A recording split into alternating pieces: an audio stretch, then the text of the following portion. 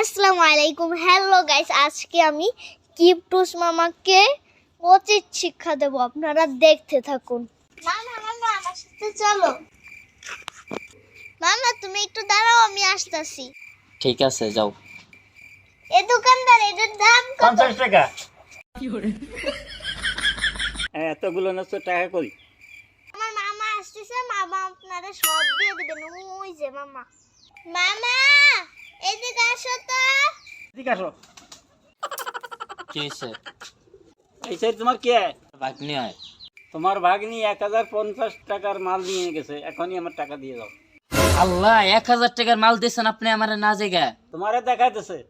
আমার কাছে তো কোনো টাকা নাই। তুই এক পাওয়া এখান থেকে নলদিন পারবি না, টাকা না দিলে।